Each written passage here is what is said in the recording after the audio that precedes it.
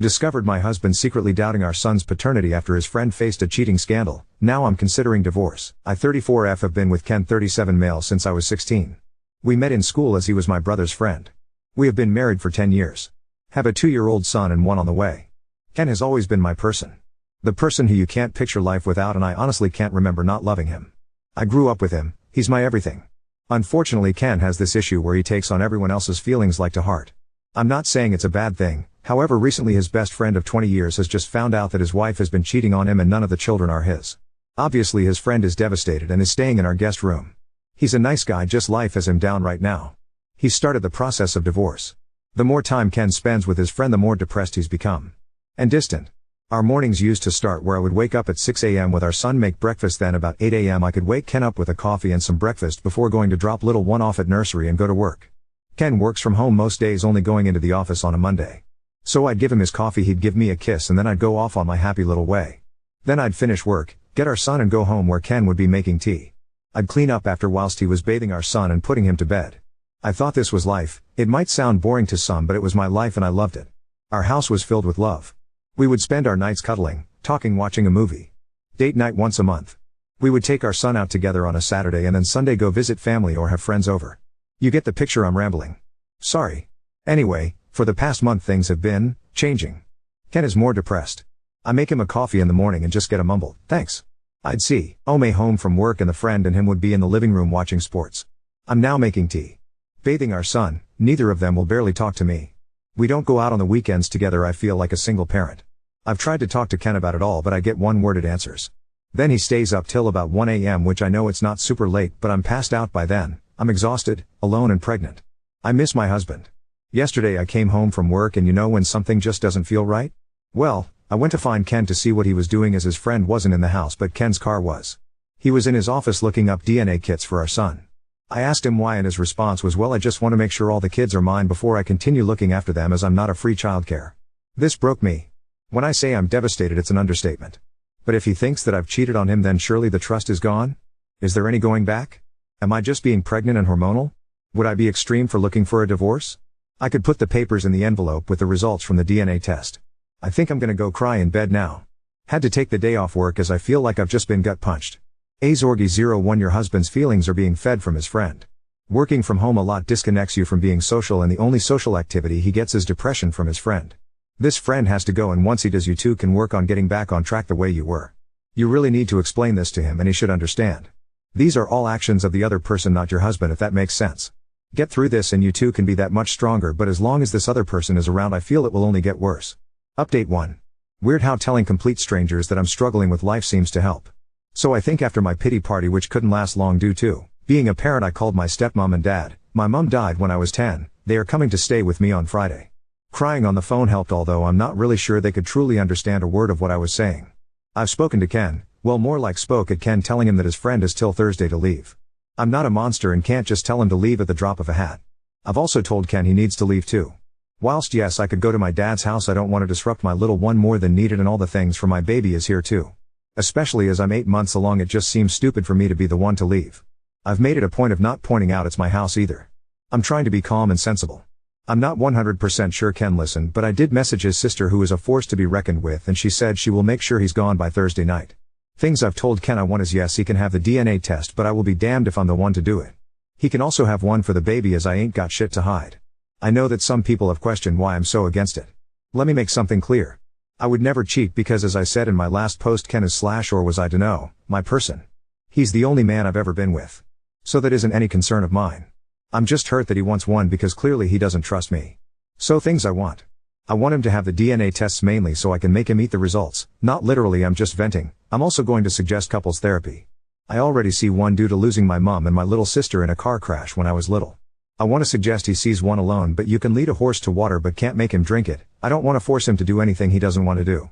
I want him to maintain contact with our son. Yes, he doesn't believe he's the father right now, but that's no reason he should neglect him, as he's his and I don't want to upset my son. Yeah, he's only 2, but still he deserves all the love from both his parents. He's done nothing wrong. Then obviously this one when he or she comes along. Still not sure about the state of my marriage, but even if divorce is what happens, I need to be able to get through to him so he can be the father he was. Am I going insane? Do I sound insane? I don't know why writing here helps so much. Update 2. Following my 2 other posts I will answer some questions. Yes, it is my house. It was left to me when my mom died. I have lived here all my life. I didn't move out because I have a child and one on the way, so why should I be the one to leave? I get that some people believe I was the off for asking him to leave, but as I was heavily pregnant, have a toddler and it's my house, I wasn't about to leave. Yes, he could have stayed, but have you tried living with someone who just wants to argue or just not talk? I'd prefer my child not to live in that environment. Thank you. At the end of the day, I'm a mother first and a wife second. If you think that's harsh, then I don't know what to tell you. My children come first. End of. Well, Ken's friend did leave the day I told him he had till Thursday. He wasn't happy about it and shouted some insults at me, which was amazing. Ken's sister came and picked up Ken. I wish I could tell you what she said, but she didn't say anything in front of me, just kept giving Ken death stares. We did get the DNA test for little one and Ken is the father, obviously. Ken somehow thinks I've intercepted the results even though I wasn't the one that did it. I wasn't the one that got handed the results, so he's clearly lost his mind. My dad came over and whilst I was making tea my waters broke. My little girl is here, she healthy and happy. She was 9 pounds 8 ounces, so no concern of anything with her. I'm now a mom of 2. I am home now and Ken has been to see his baby girl, although as she's not had a DNA test he disagrees with her being is because his family. Why doesn't have many girls yet he has a sister, so I just rolled my eyes. I don't really know where to go from here. Ken is refusing therapy, he says there's nothing wrong with him or his brain. I beg to differ. He wants to get another DNA test for our boy but won't tell me when or where, so I can't interfere. Maybe one day he will come to his senses. My dad and stepmom are staying with me for a while to help me with the babies. I'd like to say I'm okay, but honestly my emotions are all over the show. I don't know which was his up. Ken's sister visits the babies and we have an unspoken rule that we don't speak about Ken apart from when our son asks about him. I wish it was the kind of update where he got the results, seen how much of an idiot he's been and we move on, but sadly that's not the case. I can't dwell on it too much, just take shit one day at a time. I do miss my person and worry that he's missing out on his baby girl's life already, which if I think about too much I will just sit and cry, but I don't have time for that. As always, thanks for listening to me rant. I might update if anything else happens in my life. Right now I'm still left wondering if I'm doing the right thing here. Is there anything I could do differently? Why are my kids so hard for him to accept all of a sudden?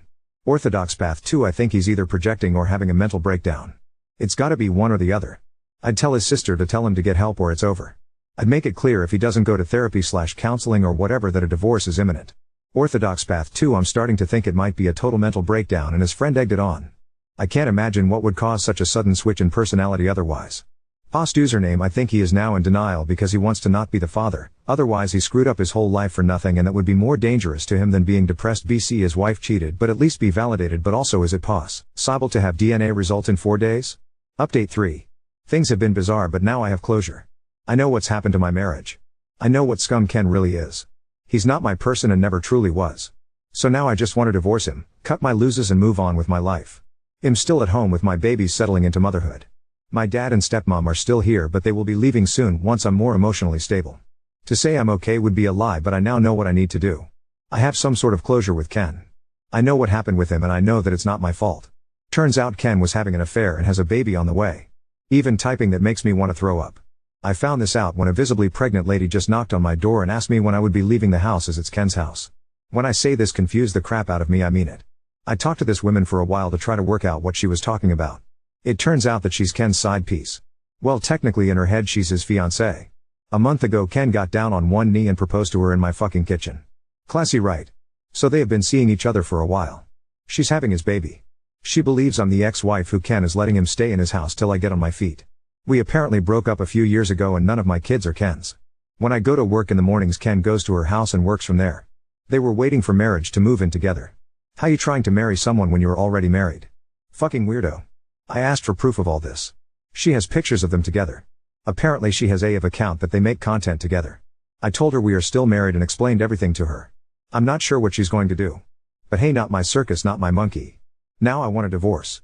Is it true that once you talk to a solicitor about divorce they can't represent the purse on your divorce?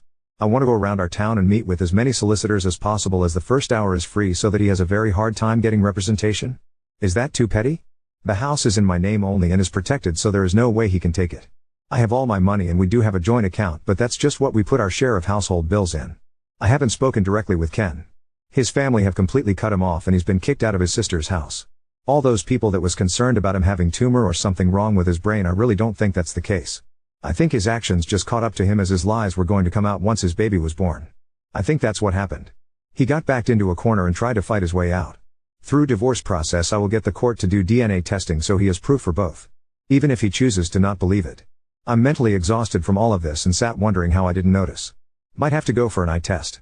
But honestly, would I be so wrong for just making his life as difficult as possible to get legal advice, or is that too far? I want him to suffer. Juliax 1984. I'm a legal assistant. When I worked for the state, we would have a lot of opponents representing themselves without lawyers, either to save money or because the opponent was an insane conspiracy theorist. You might think the attorneys I worked for would be glad when their opponent had no attorney because that makes for an easy win, right? Wrong. Our opponent having no attorney and no idea what they were doing just made the process overly complicated and painful and annoying and dragged it out. True, there are insane conspiracy theorist attorneys out there, too, but the vast majority of the time, once the defendant realized they were in over their head and hired an attorney, it made the process go smoother and faster. I know nothing about divorce court, but I hypothesize sabotaging his attempts to get an attorney will make the ordeal worse for you, too. You have proof of infidelity, the house was acquired before the marriage, you have this in the bag already. Just go through the motions of serving the paperwork, letting time pass, etc. The less shenanigans anyone causes, the smoother and faster it will go. I don't know if STBX has a motive to drag the process out, but preventing or delaying him finding an attorney is no protection against that. Update 4. I'm okay. I totally just forgot about my ramblings on here lol. I'm doing okay. I'm officially divorced from Ken. It took a long time to get to this part of my life, and at some points I actually felt like I was drowning. Both of my kids had a DNA test through the courts and they are Ken's. He still doesn't believe it. Not my problem though. Ken is now in prison for domestic abuse. I'm not 100% on the details because I wasn't involved. It was his side piece. I'd love to say that sometimes I don't break down in tears and I'm completely over it. But I'm not. I've now gone back to work though after my maternity leave was finished. I got a promotion. And now I'm used to living with just us three. My kids keep me going and I'm so proud of them. They go visit their grandparents and dad's side of the family and they have been so lovely and supportive. His sister is still amazing. I don't really know what else to say. Just I'm okay. I'm divorced and my children are thriving. I can't thank Ken for a lot of things, but I'm grateful for my children. Now on to second story. Husband ate all my post-surgery diet food and called me a baby when I cried, leaving our 11-year-old to help me instead. I just had surgery on my stomach and intestines almost 2 weeks ago. Because of the surgery, I have to adhere to a very strict diet until I'm fully healed. If I stray from the diet, it could cause severe complications and possibly lead to death. So for the first 2 weeks after surgery, I can only eat, drive, a full liquid diet. The most solid thing I can eat is pudding. I can't even have soup with any chunks of veg/meat in it, even if they're soft. There's not a lot of variety to choose from and I'm not having a good time at all.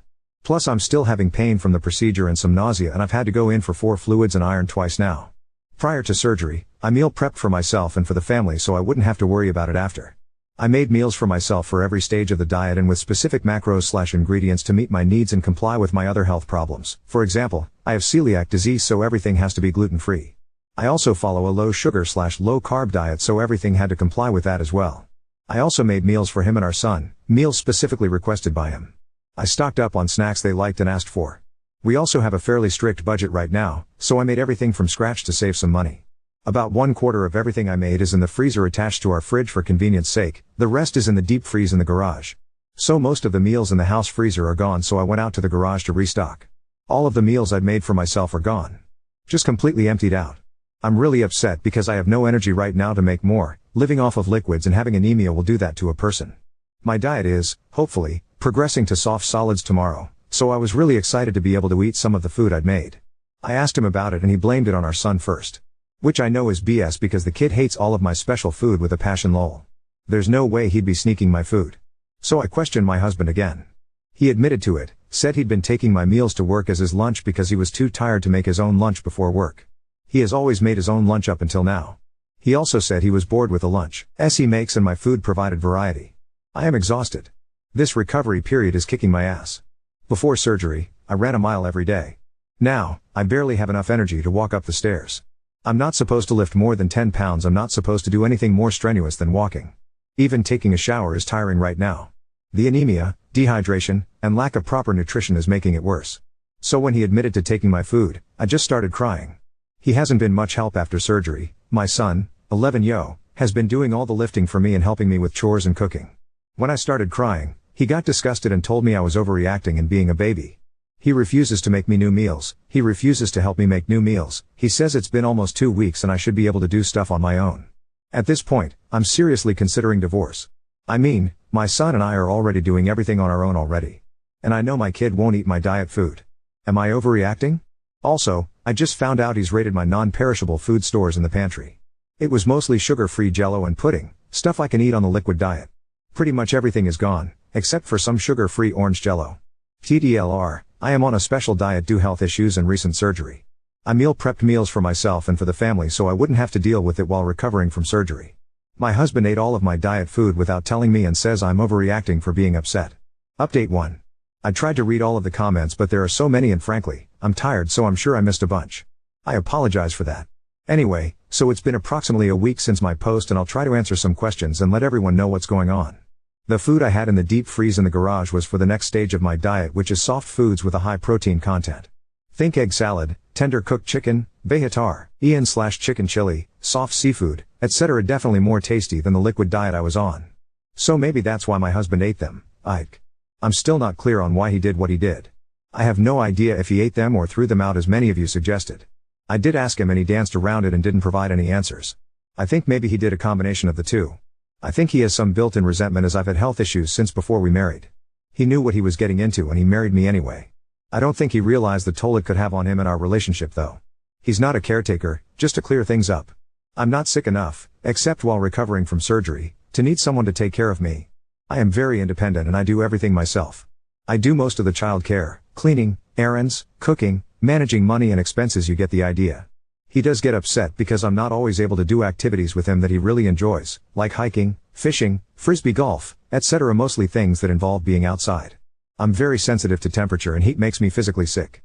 I'm also supposed to avoid the sun as it gives me a rash and makes me nauseated. We do a lot of indoor activities like playing games, movies, museums, going to the gym, swimming indoors, etc. I also make an effort to spend time with him individually and as a family. Up until this surgery we have had no issues and I had no idea he would act this way. Maybe I missed some red flags. My husband has never been abusive nor has he ever done anything like this before. That's why I made the post. I was really confused because I had no idea where his attitude was coming from and thought maybe I did something. Like I stated above, I think he has some built-up resentment or something. He's always been understanding and respectful of my needs and my health and has never shown that he may have any differing feelings. Our sex life is great. He, as stated, he's very satisfied in that aspect. He says he sees that I'm putting forth a lot of effort to spend time with him and make him a priority in my life and he says he appreciates it. So unless he's feeding me a line of BS, this isn't the cause either. The surgery I had was removal of benign tumors I had in my stomach and part of my intestine. They had to remove 3/4 THS of my stomach and part of my small intestine. They got all of the tumors and are optimistic they won't return. I'll have to be very aware of my nutrition for the rest of my life as I will have malabsorption issues. The surgery was done laparoscopically so it's not as painful and doesn't require as much recovery as an open procedure.